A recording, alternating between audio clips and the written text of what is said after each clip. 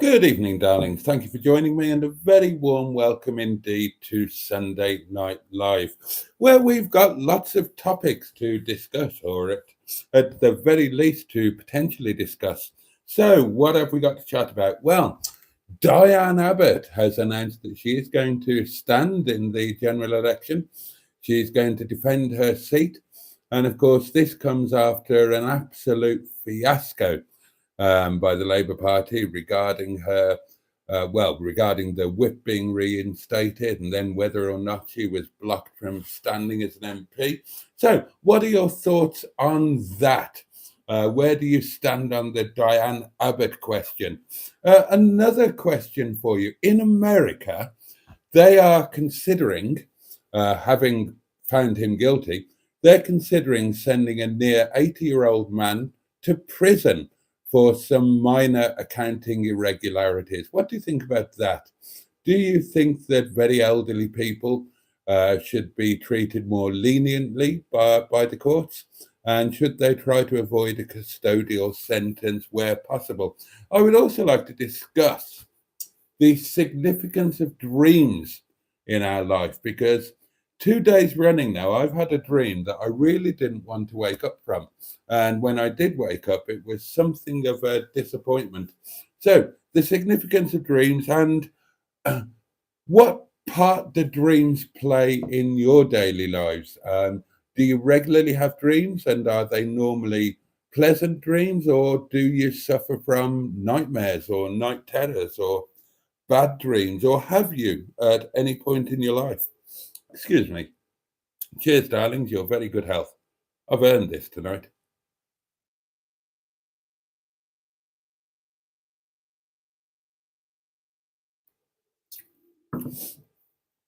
And I'd also like to discuss YouTube channels um, and why some channels where, if you've got a YouTube channel where somebody buys a Ferrari Testarossa or tries to repair a Ferrari Testarossa or something like that, or goes driving across America in some expensive car, or whatever. Some channels are obviously going to be successful. Some channels rely more on personality and charisma. They're channels where things don't happen so much, and some of those are successful. Some are very successful, and some are less successful.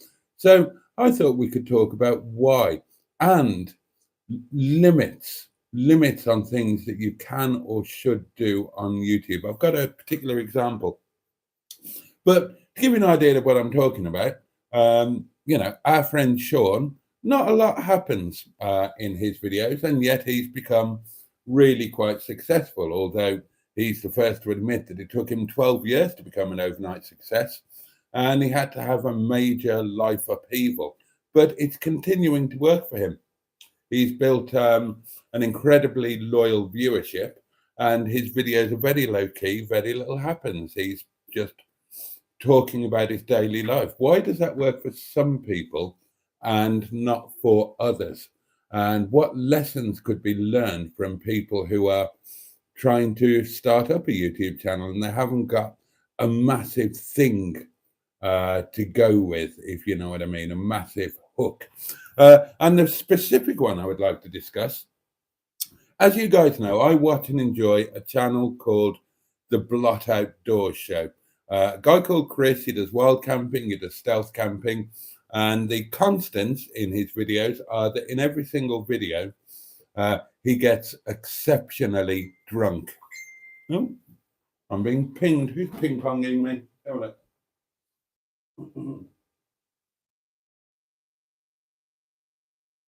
Oh, right. Okay. Oh, it's very kind of you, Captain Mustard. Yeah, so in every video, he gets exceptionally drunk. And I do mean exceptionally drunk.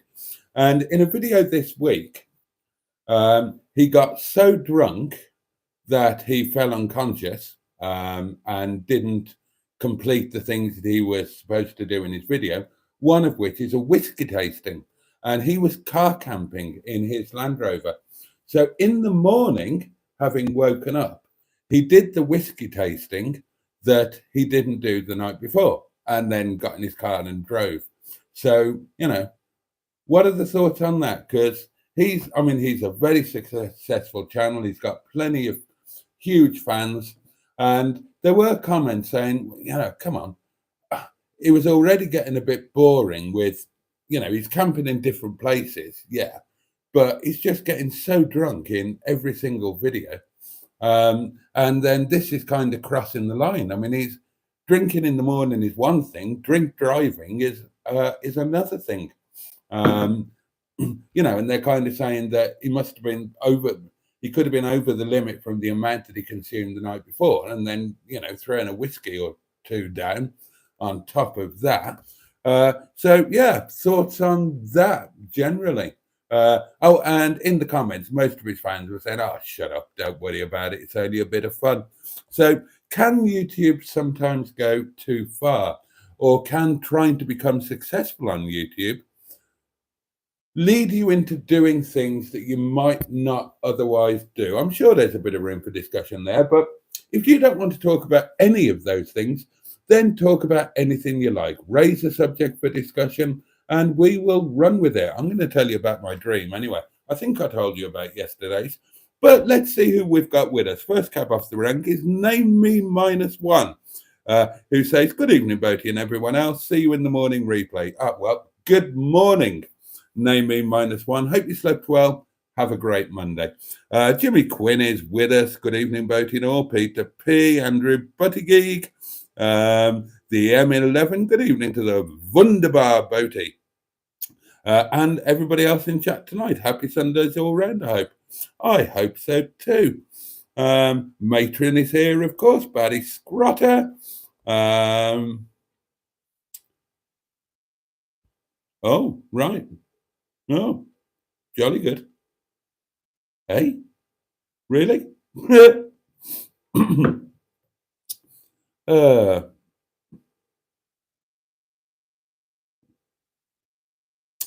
Matron was too hungry after watching Mustard's live stream, which took place for, I don't know, about the 4 or 5 hours before me. He does ramble on a bit, doesn't he? Bless him. The thing I do admire about Mustard in his live streams is he doesn't feel the need to go out on a big note, does he? And just say, right, so yeah, that's it. Thank you for doing everything. See you next time. Boof, off. I quite enjoy that. Anyway, Matron was hungry after watching Mustard, so she's now on the cucumbers. And and I assume, and then she follows it up by saying, "Oh, for goodness sake, my comment sounds terrible. I'm leaving it though, unintentional smut." She means she was eating cucumbers. She doesn't mean that she's carefully positioned one in a specially designed hole in her armchair and has impaled herself on it in, well, quite frankly, a penetrative sense. She didn't mean that at all. She just meant that she's scoffing them. And knowing Matron as we do, you can bet that they're baby cucumbers and cottage cheese is involved. Gosh, topping up the wine already. It's going to be one of those nights, darlings. Don't worry. If I fall asleep before I've drunk it all, I'll finish it off in the morning. And then drive to the yard. I would do anything for views. I would do anything for views. I would do anything for views. But I won't do that.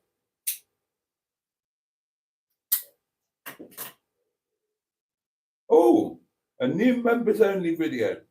Yard purge with Rover 75 called Charles. Oh, there we are. I might have a look at that later on. Now then, where did I get to with the old commonly armaments? Here we go. Chaz Brown. Oh, Ross is here. Hey, gang. Chaz Brown says, Diane Abbott, 4 + 5 = 11. Not sure what that's supposed to mean. Great news, says Peter P. He's a wrong 'un. Well, Diane Abbott's actually a lady. I can't stand Diane Abbott, says Matron. I don't care that she was the first black lady to become an MP. That doesn't make her a great person. Well, what are your objections to Diane Abbott, Matron, out of interest? Uh, oh, apparently Mustard had some weirdos in his live stream. Well, there you go. That's vertical lies for you. You know, I've said it before. Some people chase numbers, views. I like and they have theirs that way. I have it this way because I don't want any new people. I just want you guys in a nice, close knit little inner scrotum of a community where we can all be comfortable without American children coming in and being all silly. I prefer the company of grown-ups. Good evening, all, and how are we doing, Steve KG? I don't think, says the M11, I don't think we should be more lenient with elderly criminals. Otherwise, people would all go breaking the law and doing dodgy stuff for their bucket lists. Would they? Would they? I mean, if they've deliberately done something, I mean, what are we talking about here? A minor, tiny little bit of accounting.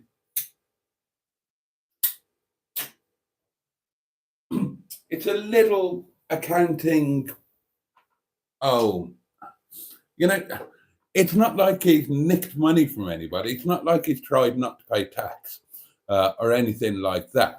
All he's done is quite simply just try to not make it too obvious that he paid out a large amount of money to a porn star who he had humped to keep it quiet.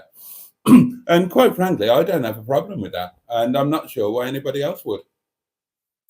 I mean, I'll level with you, I'll be honest. If I porked a porn star and was worried that she was going to go shouting about it and it might ruin my YouTube career, then I would probably cover it up as well. I mean, I wouldn't write on my checkbook stub. I wouldn't write on the stub of my checkbook, like a hush payment to porn star. I'd probably write down vehicle purchase or something like that, because it's nobody else's business what I spend my money on, really, is it? And if I or anybody else choose to spend their money on paying off a porn star that you've perhaps inadvisedly porked, well, it's nobody else's business. He's not using anybody else's money to pay it off. He's using his own. It was only 160 grand or something, and he's got loads of money. Why send him to prison for that? Madness.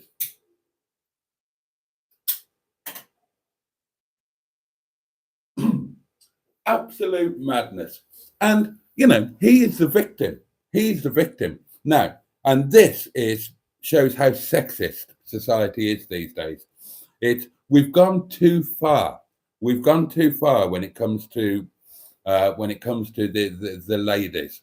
Right now, I am an ardent feminist. Let me make that absolutely clear. I love women, and I think women are amazing people who can do literally anything, almost as well as men. And I don't like women being downtrodden. I believe in equality. And I was all in favor of equality for women in every walk of life. But in some ways, we've gone a bit too far. And this is a perfect example. Now, admittedly, this is happening in America. So it doesn't count as real life, really, because I don't know if you've been to America. I've lived in America more than once. And it's not a place that makes any sense. It's just full of really fat and stupid people, and they have silly laws, and all anybody really wants to do is walk around with a gun shooting people. The policemen who are supposed to look after people have got a habit of murdering people left, right, and centre. It's all a bit of a fucked up place, really. So, but nonetheless, this is a good example. Now, quite rightly, revenge porn has become an unacceptable thing. So if you, as a spurned lover, and you're a man, if you post up a picture on social media or somewhere of you porking your ex, then or a picture of her, placing your little chap in her womanly cakehole, then you would quite rightly be taken to task and possibly prosecuted. And that's quite right. So, because that woman is a victim of revenge porn. Well, let's not forget that the elderly American gentleman in question, he's also a victim of revenge porn, or a potential victim. Now, presumably, he paid this woman that money because she said that she was going to do some revenge porn and start telling everybody, um, uh, sorry, and start talking about what had happened and selling the story to the newspapers and all of that. Well, if revenge porn is unacceptable, that has to work both ways. So this poor elderly chap who, just happens to have inadvertently allowed his little chap to fall into a porn star, he's been threatened with this. So he's had to raid his old age pension, pay her out what she wanted, and he's a little bit embarrassed about it. Wouldn't you be? Wouldn't you be? So all he's done is tried to cover it up a little bit by saying that the money was for car washing or something like that, and not in fact a payment to a porn star. Should he go to jail for that? Of course he shouldn't. If there's a criminal here, then it's the porn star for attempting to extort money, having had consensual sex with a chap. It's not on. It's not on. And she's a porn star. So she must be breaking some kind of professional etiquette of her own profession. I mean, it's one thing being paid to cavort around the chaise longue with well endowed gentlemen on the basis that it's going to go out on DVD and be sold in dodgy car boot sales or be rented out by ice cream vans in the north of England. But to do it on your own time and to then try and sell that, I mean, that's just terrible. It's absolutely wrong, isn't it? It's absolutely wrong. It's trying to profit from extorting a public figure.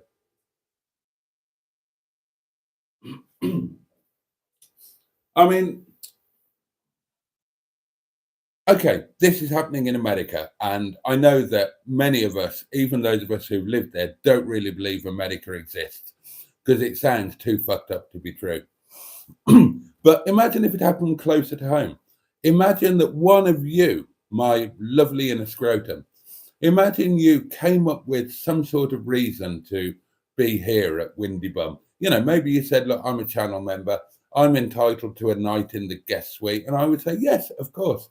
And imagine that, you fed me a bottle of wine, got me a little bit tipsy, and persuaded me to indulge in some hot pottering action with you.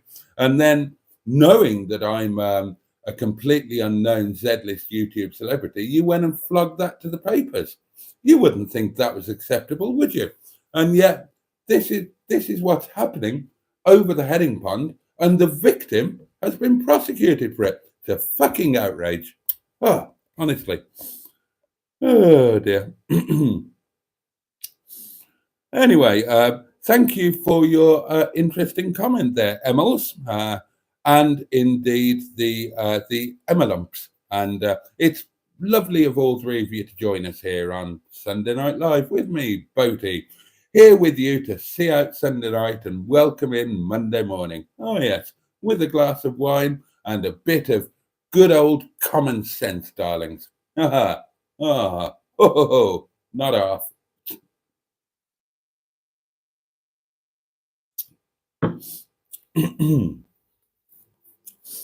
That old orange man, says Ross, should be in prison for crimes against hair.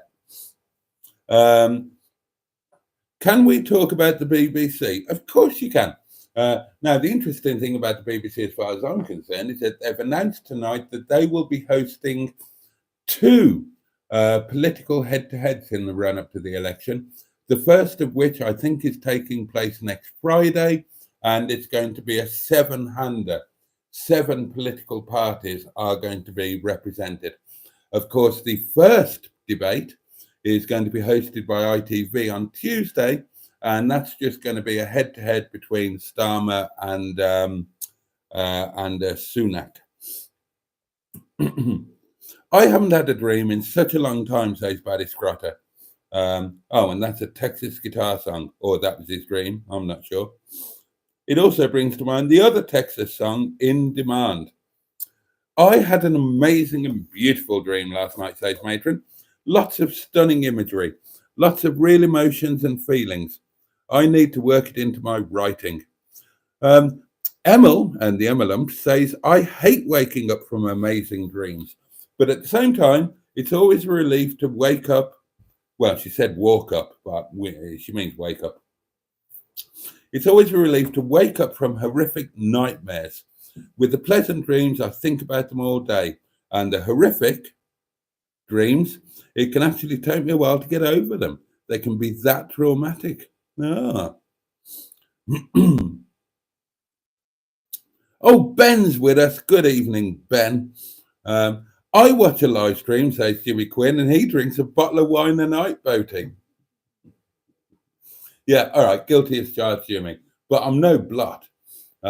Chris will drink 4, 5, 6 beers, a bottle of wine, and most of a bottle of whiskey. I'm an amateur by comparison. I can definitely say I haven't had a wet dream for quite some time, says Andrew Buttygig. Well, that's interesting, Andrew, because I can honestly say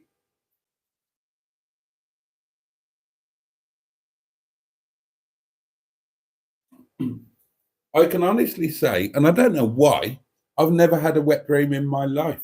No idea why. I mean, I wouldn't mind one. I wouldn't say no, especially as things have been, a little bit sparse in that in that department over the last few weeks. But no, just never happened. Rob Hedgehog is with us. Good evening, everyone. The M11 says, with YouTube, I see lots of people jumping off the success of friends and relatives on YouTube after appearing in their vlogs. And they can just, what? And then they can just open a packet of peanuts and get 20k views. Oh, right. Oh, and Matron is now choking on cucumbers. Well, there you go. It's seen the downstairs, and now it's apparently getting the old cake hole treatment. There we are. There we are. Look, she's in the comfort of her own bungalow. Let her do what she wants. That's what I say. Barry Scrotter says, Emma, do you ever have that thing where you're referring back in your mind to something and it takes you a minute to realize the thing you referred back to was a dream? I used to have conversations and all. Barry Scrotter says, at one stage, I led another life in my dreams every night, but I don't dream much now. Yes, Barry, says Emils and the Emilumps. I often think something has happened, and then I think, hang on a minute, that was just a dream. And then I'm peed off, it didn't actually happen.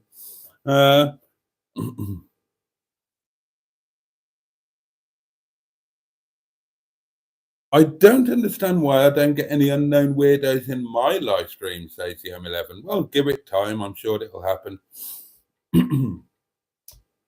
Mark Passad is with us. Evening, Boaty, and evening, chat, and a jolly good evening to you. Chaz Brown says, Diane Abbott said nothing's made in the UK anymore. She bought a new TV which said built-in antennae, and Diane said, where the hell is that? There we are. Boom, boom. Oh, dear.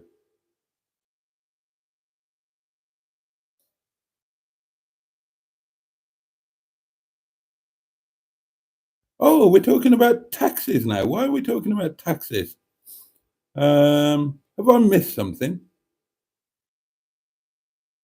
Or are you discussing something that happened in another stream? We're talking about London cabbies, uh, which is quite cool. I'm very happy to talk about London cabbies. But it looks like Steve KG, from what I can understand, is either a cabbie or about to become one. Now, I've mentioned it before and I'll mention it again. If you've never seen a film called The Knowledge by Jack Rosenthal, watch it. Do yourself a favour and watch it. You won't regret it. I promise you that.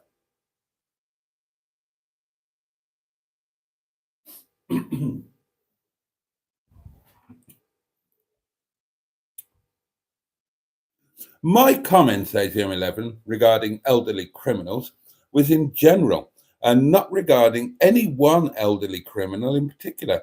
And it does depend on the circumstances. Oh, okay. Um, Talking about porn, says Andrew Buttigieg, how much did you charge per page back in your youth, Boating? I can't remember. But there would have been a healthy profit in it. Orange Man deserves everything he gets, says Andrew, which presumably includes a go at being president. And I would agree, he deserved a go at being president, and he deserves another go as well.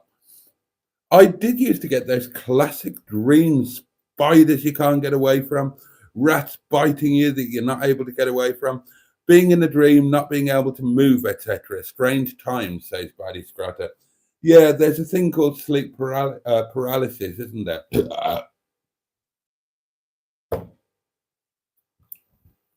The wine burps are ruling me tonight. Don't know why.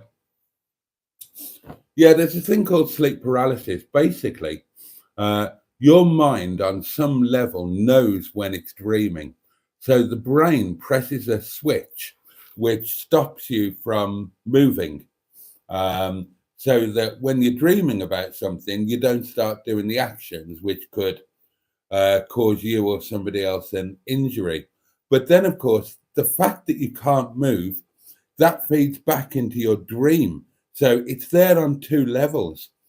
And it feeds back into your dream. So also, as well as in real life not being able to move because your brain has hit that button, you then can't move in the dream as well, which means you can't get away from the rats or spiders or rampaging Chinese sexual terrorists who are trying to do you wrong. And yeah, they can be very distressing, can't they? Very distressing indeed. Oh, yes. Oh, we haven't talked about food, have we? I had what I told you I was going to have. I had garlic and mustard chicken with lovely buttery mashed potato, green beans, extra fine green beans. I did a homemade stuffing bowl, and I had a Yorkshire pudding, and obviously lashings of beautiful chicken and white pepper and white wine gravy. Very nice it was too. I took a picture and didn't post it anywhere. Same as I did yesterday with my kebabs. And tonight it will be, guess what? Staff curry. Yeah, there you go. We're slowly becoming Americanized, says Steve KG. And to prove it, he uses a Z instead of the S. So he spelt Americanized in the American way, which, so he's kind of, it's kind of a self-fulfilling prophecy then, isn't it? Hello, Boaty. Hello, all. Hello, world, says Winslow Burdett. And a jolly good evening to you. Ross says, SKG, we're quickly becoming Americanized here, says Ross. And here, of course, refers to Australasia. I burped in tandem with Boaty again, says Emmels and the Emmelumps. This poor old chap who had a wife with a newborn baby at home. Yeah, well, that's probably why he needed to pork the porn star, wasn't it? I mean, he's a very thoughtful chap. As many of us, we become thoughtful when we become elderly. And I presume Now, I don't know how many of you are parents or, who have been parents or whatnot, but from all accounts, when a lady has a little baby, it's quite a thing. There's a massive hormonal shift. Let's face it, the clunge is going to take a bit of grief in it.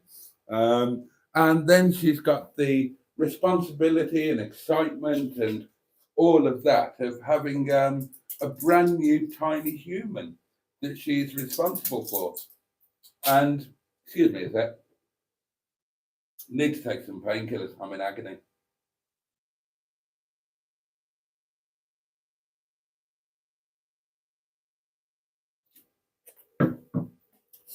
And if I was a lady, woman, female type in that situation, the last thing I would want to be doing would be to be mounted by an elderly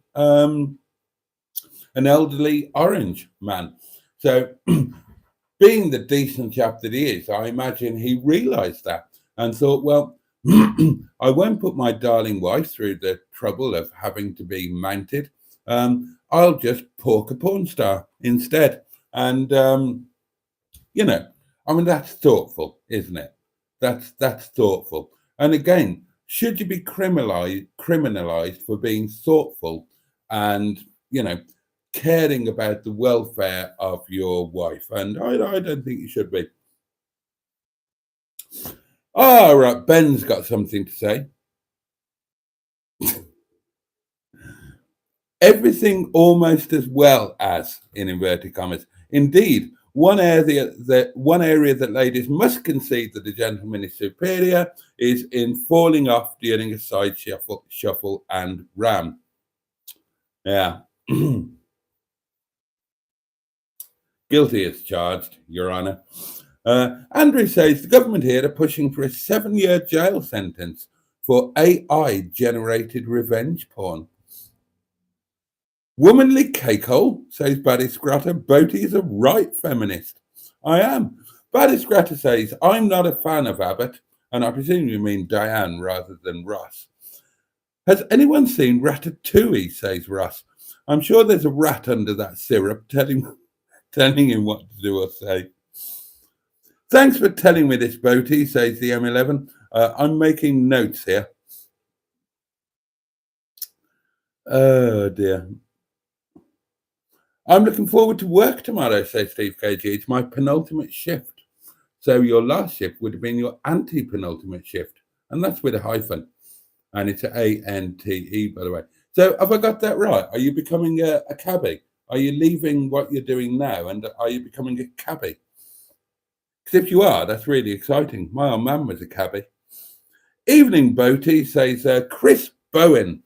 How many boiled eggs can you eat in one sitting? Well, I can answer that in one word, none, because I would not eat a boiled egg. Simple as that. So, not one, zero, absolutely. Oh my God.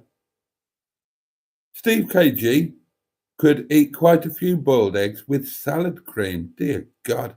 And he usually eats. What?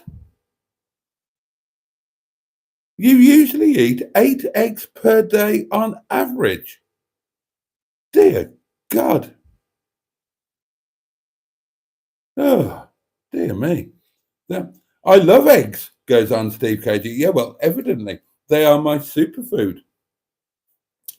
Boaty only has dry dreams, says Bad Books, like buying static caravans. Yeah, that was my dream yesterday.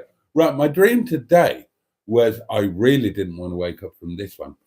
Now, for some reason, it was Christmas, and I was going to a lovely hotel in Stratford upon Avon with my girlfriend. And my girlfriend was somebody who, in real life, never would be my girlfriend, never would have been, and never could be, because she totally wasn't my type. She was blonde for a start, and I don't do blondes. And she had a tattoo, and she was like, well, no, I mean,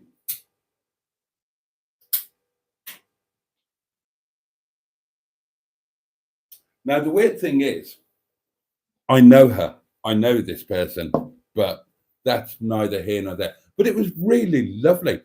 She was wearing tights, not stockings, because there was a weird bit in the dream where her thighs were wrapped around my head, uh, but not for the reason that you're thinking. It was just a weird thing that she wrapped her thighs around my head for some reason. We hadn't eaten yet.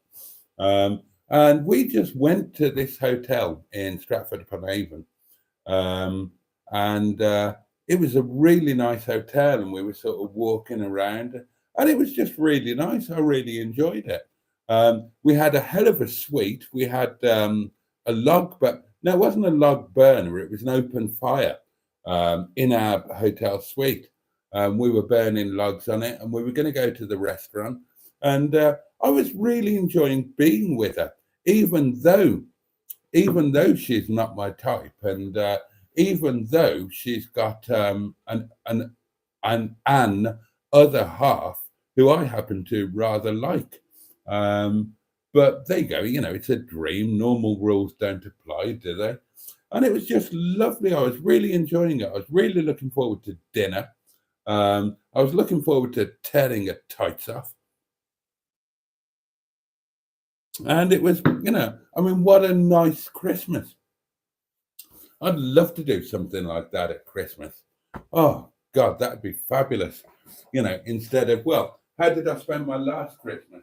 Well, let's face it, on Christmas Eve, I acquired an elderly metro, and Christmas Day, I slept through a lunatic shouting through my letterbox, hammering on my door at 4 o'clock in the morning, telling me that he was going to call the police. Well, he didn't tell me. I slept through it. He told my neighbours who were all awake. And then I went to a restaurant and served a 7-course meal to 100 people. Oh, and had to throw out a very drunk man who I really hope is in prison now after he was arrested the other night. DM is with us and says, where do you keep going off screen? I go to my back door to have a puff on a cigarette, my lovely, because I wouldn't wish to smoke at you. It's not big and it's not clever, and it's not a good habit to have. And YouTube certainly don't like you doing it. So I just whiz off screen to do it. And you might think, well, Boaty, dear boy, your live streams only last an hour or two. Surely you can go without a puff on a fag. And the answer is no, I can't, because I start this live stream about 8 minutes after walking through the door from work. And I work in a restaurant. And guess what? In a restaurant, you can't have a puff on a fag. So by the time I get home, I'm significantly nicotine deprived, darlings. Yes, I am.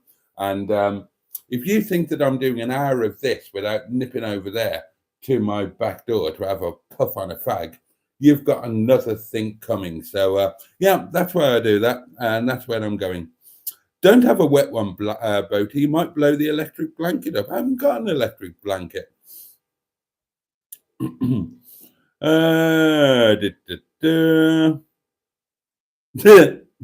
Ross. Oh, Boaty, I was asked how my cabbying is going. I didn't know you were doing cabbying. This is information to me that I wish I'd been in possession of. Oh God. Oh yeah, and you're starting soon. Right. I want to talk about this with you. I am like my old man was a cabbie, and I'm obsessed with taxis. I have owned several, and that's more than one, darlings. We're talking plural. So we need to talk. I'm going to dedicate the entire next week of live streams to Steve KG and his forthcoming cabbying career. I want to know all about it. So, where are you doing it? Are you doing it in London? Did you have to do the knowledge? How is the knowledge different now that sat navs are a thing? And what taxi have you got? I'm out of touch with taxis. The taxis I've had, I had an FX4 and I had a Metro cab. Now, occasionally I have a look at them, and I would love I'd love a TX1 or a TX2 Oh, a TX3 Gold would be absolutely fabulous. I still want another black cab in my life before I shuffle off this mortal coil. It's something I want to do again. As I said on a recent lunch video, one of my happiest memories was driving up and down the Champs-Elysees at Paris at midnight in a London taxi with Joe Le Taxi blasting out of the onboard gramophone at full volume. So tell us all about that, matey. Oh, Simone is here. Hello, boatman, and a lovely hello to you, Simone. I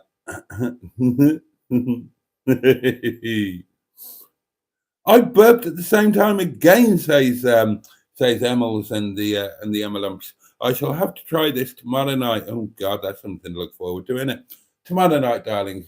Emma and Boaty's Monday Night Live, which is a three-handed joint live stream with myself, Boaty, the M11, and the Emilumps, and I'm counting them as one entity, although they are kind of dichotomized in that there are two of them. But there you go. I mean, you know, there's only so much room, isn't there?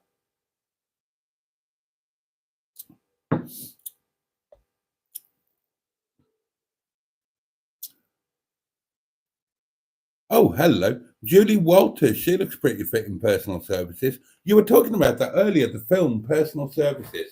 And it didn't clock at the time, but I remember now, I've seen that film. Oh, God, a long, long time ago. That was the one where, yeah.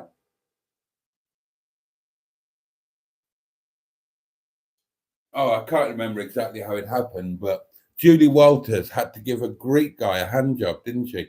Or I think she was supposed to give him a full service, as it goes, and she got away with giving him an old handyman job. And I think she tried to pass it off as a special thing and called it a popolopaloo or something.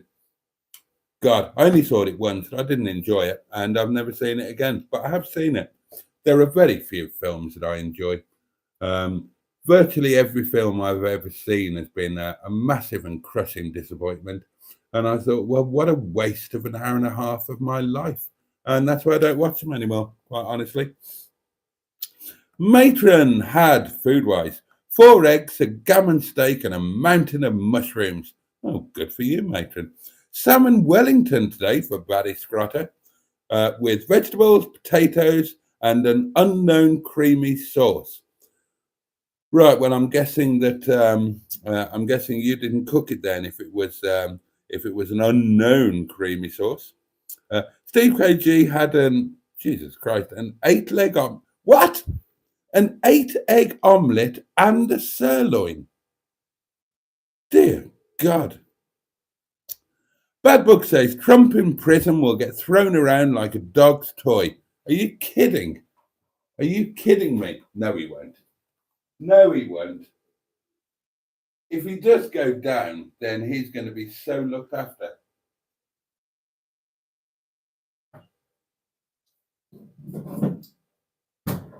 If any of you want to know what prison is like when you are some kind of, public figure, celebrity type of thing, then read Mike Tyson's autobiography. When Mike Tyson was in prison, serving a sentence for rape,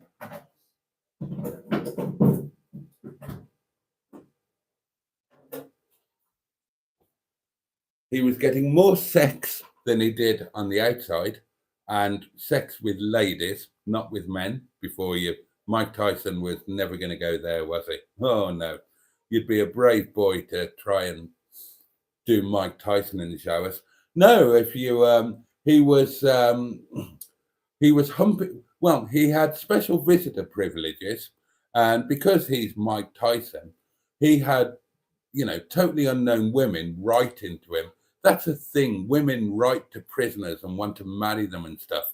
So Mike Tyson took advantage of this, and he was getting loads of fucking hell, I can't get this cork out.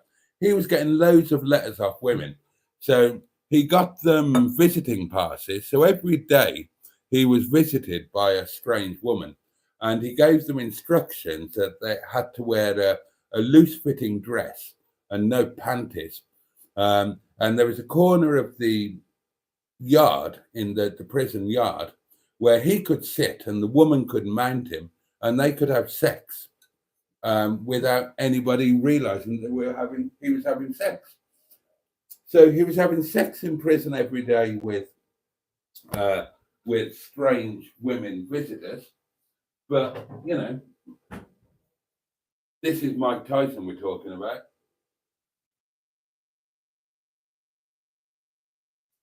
He's a chap with quite the appetite. And that was what was happening during the day. Obviously, he had to take care of himself in the evenings. So in the evenings, he was porking all of the female teachers and screws in the place. So, and on top of that, he was earning an absolute fortune in prison because he was running all of the scams and whatnot, and he was eating like a king. He didn't eat any prison food. He had takeaways delivered on a daily and nightly basis.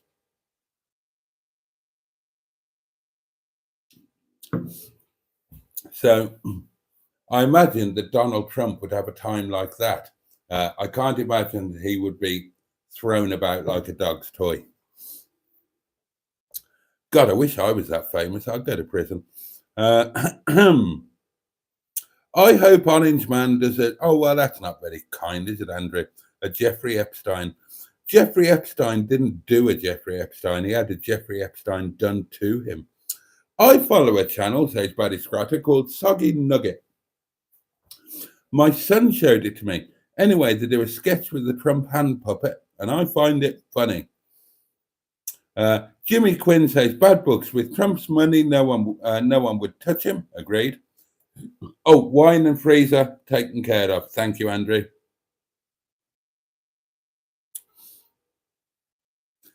Ross, the first time I heard the term syrup was in Minder. We're talking about Donald Trump again. Syrup, for those who don't know, is Cockney rhyming slang. Syrup of fig, wig. Or syrup of figs, wigs. I like Cockney rhyming slang. Oh, and Steve KG is starting in July, cabbying. He's a kitchen porter at the moment, but only part-time. Oh, good man. Oh, that's a hard but worthwhile job, kitchen porter. One of the most important jobs in the kitchen, and I'm not taking the piss. We've got a brilliant kitchen porter at the moment, but he's the first brilliant one that we've had for a long time, and it makes such a difference on a busy night. A kitchen porter makes such a difference, and we pay our kitchen porter more than we pay our front of house staff, and pretty much, well, the same as all the chefs get, apart from the head chef.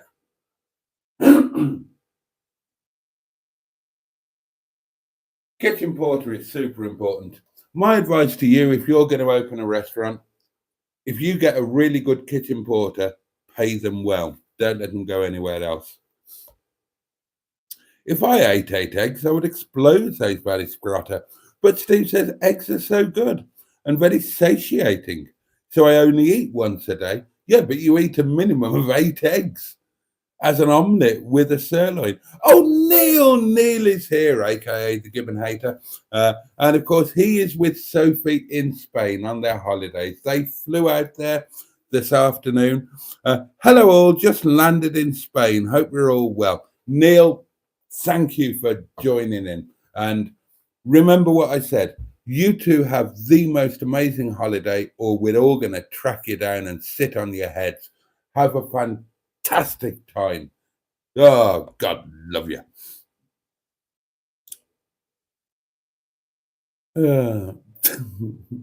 Wearing tights, did her toes keep curling up in them? Oh, it was like sucking a spangle with a wrapper on. Spangles, there's a thing that doesn't exist anymore, isn't it? It's 24 degrees in Spain, and it's Bloody hell, 12:40, says Neil. Oh gosh, of course you're the old hour ahead, aren't you? Oh well, let's raise a toast, darlings. Neil and Sophie, hope you have an amazing holiday. Bless you for being lovely people, and bless you for being a fabulous part of both the wider community and, of course, the inner scrotum.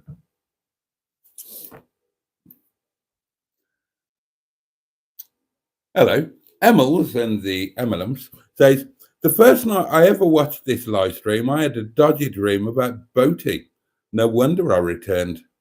Oh, well, I hope I was up to scratch there.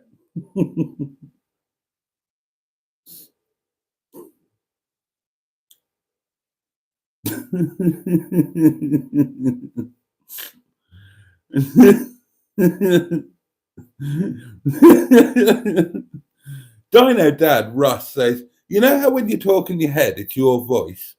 Mine is slowly turning into Boaty's. Help. I love that. I love that. Oh, hello, Mustard's here, Project Nigel. Hello, Trumpets. Hello to you, dear boy. Uh, I'm looking forward to lunch tomorrow. Remember, you said you'd pay for it. I've got it. It was there. You did it on a live stream. I can pull up a screenshot. I'm really excited about lunch tomorrow. I've been not fantasizing, but I've been planning it. I really have, because tomorrow, darlings, it's going to be the International Chippy. I found their Facebook page and everything. I've been planning what to have, and I'm so excited about it. That is how sad I am. I mean, I'm looking forward to spending time with Mustard, of course, and you know, I've had a difficult week with some bad news, and I'm looking forward to burying my face into his hairy bosom, and blubbing my eyes out, and he will stroke my beautiful curly locks and say, there. It'll all be reet, lad. It'll all come out in wesh and stuff like that. But that's just something that I've got to go through in order to get to the lunch point. And I'm looking forward to that. We haven't got any plans for tomorrow. Absolutely no plans whatsoever. So we can just have a general, incredibly productive, totally arsing about kind of day with a really good lunch. And there'll be a lunch video and a driving to get lunch video and a driving back from getting lunch video, and probably another video that I can't put out, because today, darlings, I began to edit Mustard and Boaty present Mustard and Boaty's top 10 pottering tips with Mustard and Boaty. And I say I started to edit it because I couldn't put it out. It's absolutely fucking disgraceful. There's no way I could put it out on YouTube. Now, when I get this Patreon thing sorted, I will put it on Patreon for you, but I daren't put it on YouTube. Not when I'm going to be trying to be monetized again in 3 years' time. Honest to God, I don't know what we were thinking. It's outrageous. It really is. Oh dear, oh dear, oh dear.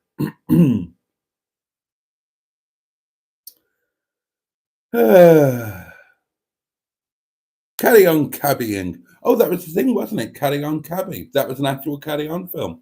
One of the first ones. Sometime around Carry On Sergeant or something. I would like to get a black cab over here, says Ross, and take tourists to the local vineyards retirement plan. Oh, okay. That would be quite a cool thing, actually. Black cabs make great advertising or gimmick things, and they're not expensive to buy. That's the thing, and they're really useful. I bought one because I needed a people carrier, because I got a fiance who came equipped with 4 children, and at the time I had 2 Porsches, both of which were 2-seaters, and whatever else I had at the time, I can't remember. So I thought, well, I'll buy a taxi. And I did. Well, I bought 2. Oh, there we are. It's not a black cab. Oh, I'm disappointed. and it will be in Essex where I live. It's an earn as you learn scheme. Oh, okay. So are you going to be, is it going to be Hackney Carriage, or are you private hire, or are you one of these new Uber things that I don't know anything about? Tell us all about it.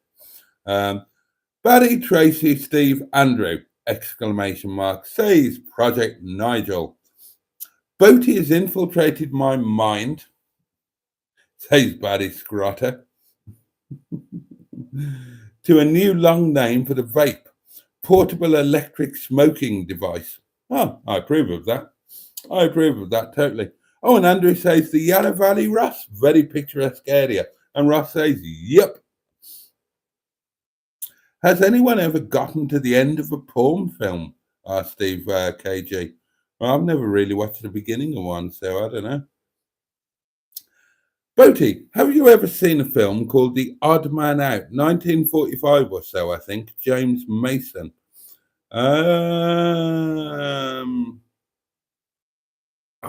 Not that I recall, but it kind of rings a bell, Barry Scrotter. Simone says, most taxi drivers I see where I live are awful. No idea what indicators are, cutting roundabouts, speeding and doing whatever they want. I still think it's lunacy that they don't wear a seatbelt. Oh, right, well, there we are. Oh, matron. The end of the porn film is usually the best bit. Well, about 2 minutes before the end. Oh, dear. Mr. Stephen Parry from Port Sunlight in the Wirral, the Leisure Peninsula, says, how's your day been, Jason? Not too bad, thank you for asking. Do you have specialised car insurance which would allow you to use one or a few of your cars for weddings? God, I don't know. I mean, specialised insurance, I suppose I do. I have a multi-car, classic car fleet policy, which is, all limited mileage and agreed value and all of that stuff. As to whether I could use them for weddings, I imagine not, because that's like for higher reward, isn't it? So I assume not. But who the hell would want to use one of my old sheds for a wedding anyway? Oh, God.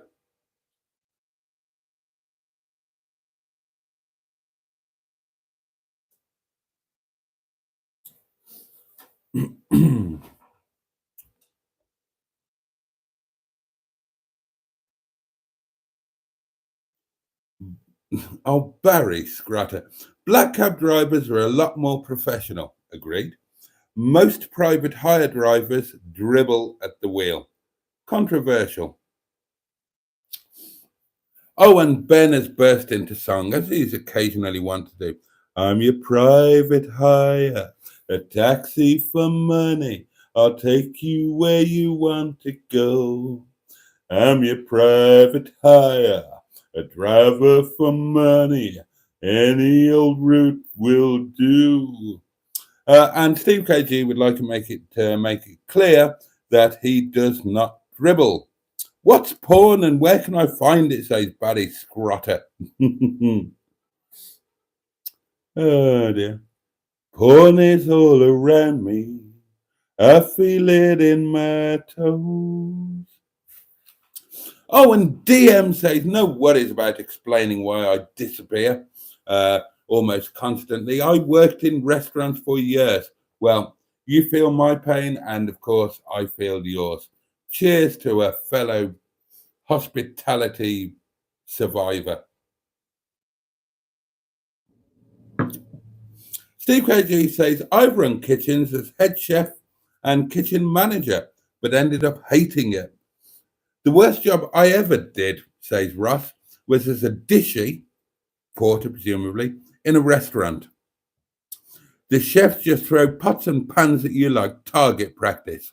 Wankers. Oh, well, I mean, they are just wankers. Our guys would never do that. Never do that. International Chippy, says Andrew. Oh, I'm so excited. I love the film Carry On Cabby. Uh, Peg One, Pint Pot, Sid James says Barry Scratter. Confessions of a taxi driver. Are you doing any work at the yard this week? Asked Barry Scratter. No, no, absolutely not. Well, not that I'm aware of. Now, there is going to be work happening at the yard at some point. Now, obviously, Sheeson, the Honourable Sheeson, is off the road at the moment, parked up at the restaurant. I started them today, made sure they were all okay. They're good as gold, absolutely fine. But Sheeson needs new discs and pads all the way around. Now, I bought new discs and pads for the front, spent the day at the yard with Mustard, and we tried to fit them. And we, or to be more exact, I did try, we fitted one pad.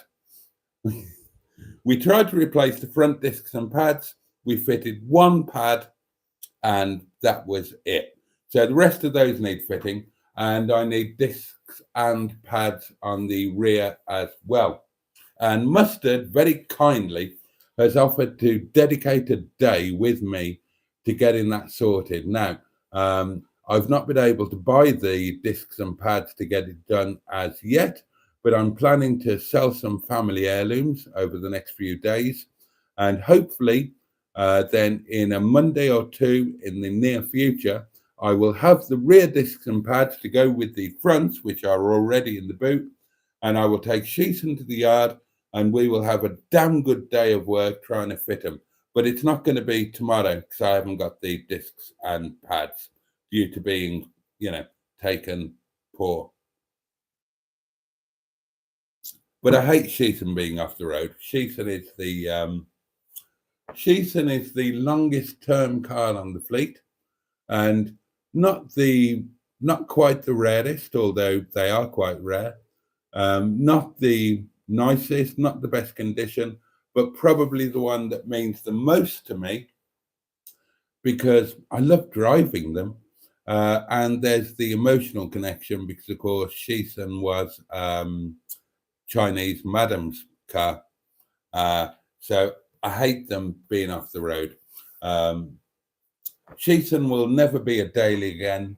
They're on my limited mileage policy now. Which means I can only do, well, as the name would suggest, very limited mileage.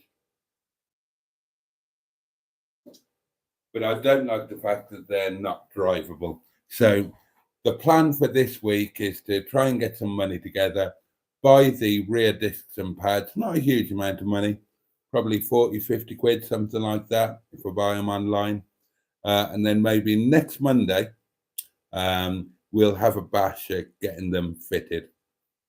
So there we are. There we are. Look at the time, darlings. It is time to say good night. I have loved tonight, and I'm so excited about tomorrow. A yard day with my best friend, an amazing lunch, and then Monday Night Live with all of you fantastic people, all of the amazing features. Mustard will break me into 1,000 pieces, no doubt, as he has done every Monday so far. Because, of course, it's Monday Night Live with Boaty, the M11, and the Emelumps. It's going to be marvelous.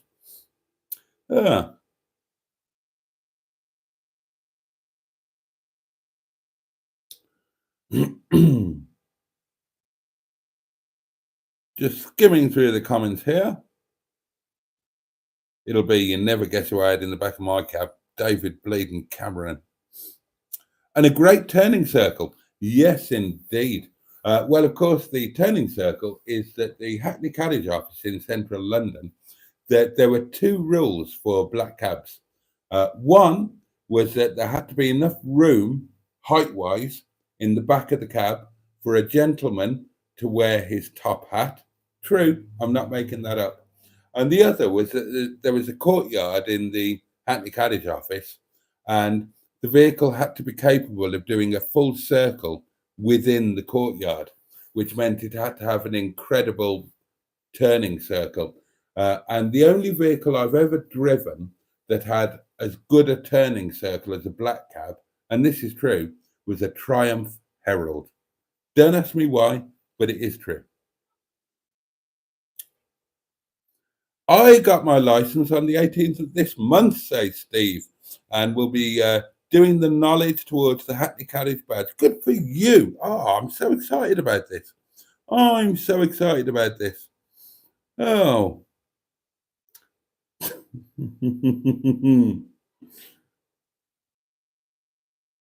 Did Pingu get back to you on Sheeson, or was he just taking the pee?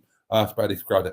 He did get back to me, and he said that it was his wife's aunt who was interested, but she could only afford to pay £400, and there's no way that I'm selling Sheeson for £400. Quite honestly, yeah, no, not going to happen. Not going to happen. I mean, 400 quid is just over scrap money.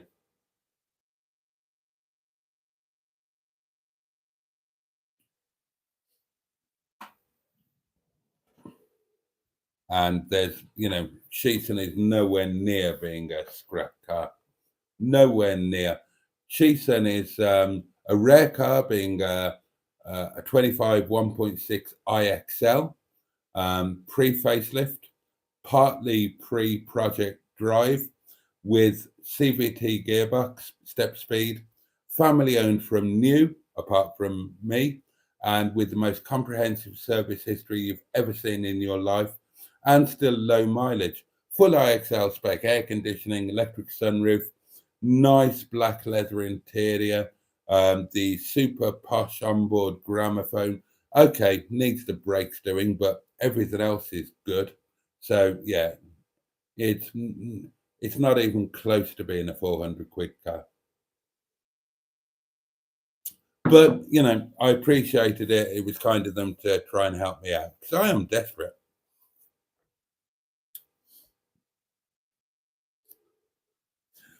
Ben says, I think I got to the end of an adult film once.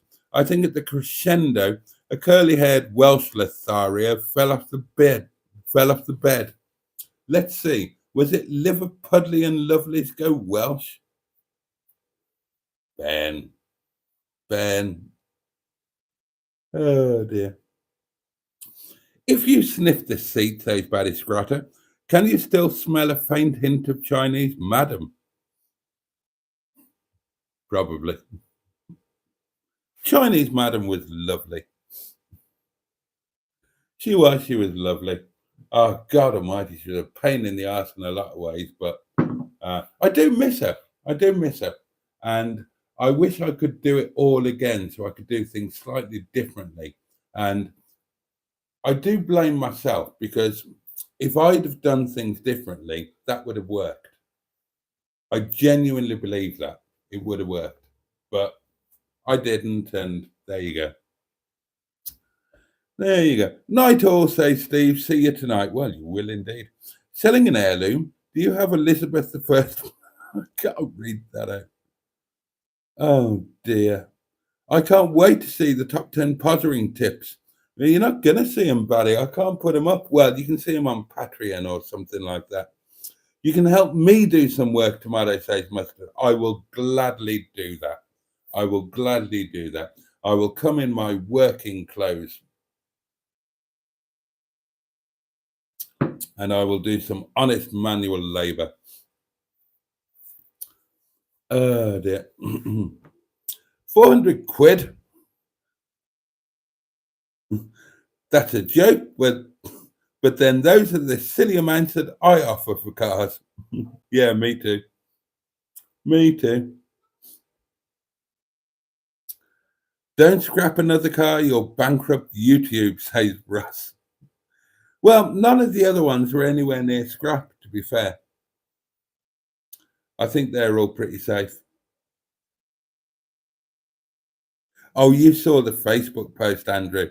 The daily airing of the contents of Windy Bum. That was mad. That was mad. The first day of really good weather we got, and she got everything out of the house. Everything.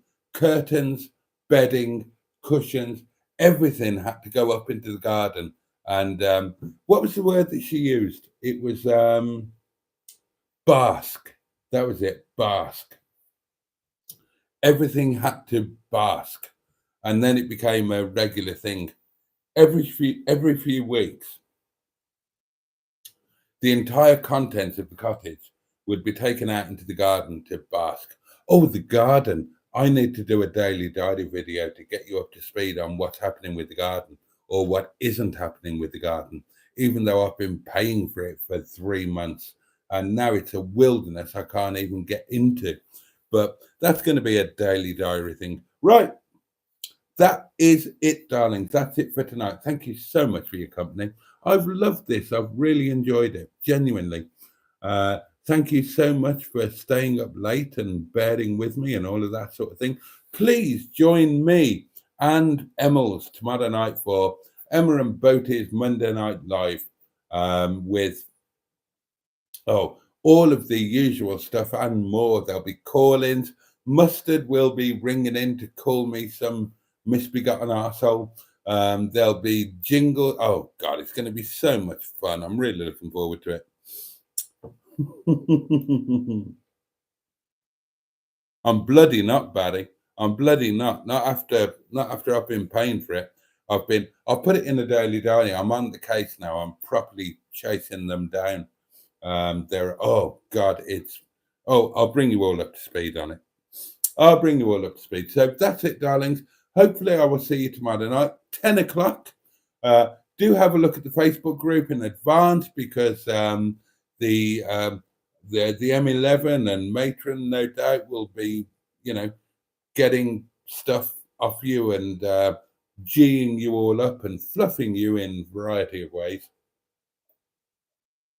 And on that note, I am off to finish my wine and eat my curry. So thank you all so much for joining me. Can't wait to see you tomorrow night. Thank you for the whole of this week.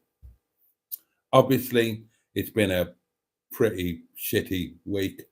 To be honest with you, the live stream that I did, that I think it was Wednesday night when it happened, I wasn't going to do that. It wasn't scheduled. I did it at the last minute because people were asking questions.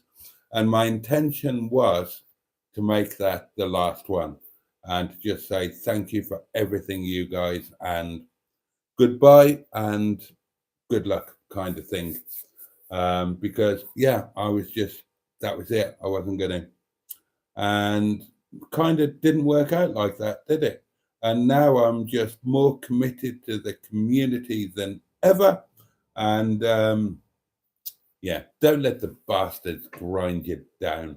That's basically in it. So thank you for being with me throughout the week. Thank you for being with me tonight. Have a safe and peaceful night, all of you. Or, a great day ahead, depending on your time period, scale, thing. And just have the best day that you can, basically. Take a little bit of joy from it anywhere that you can, wherever and whenever. And take care of yourselves. Take care of those you love and who love you if you're lucky enough to have them. And please join me tomorrow night, 10 o'clock. Much, much, much love from me. Thank you again. But you, and of course, bosh.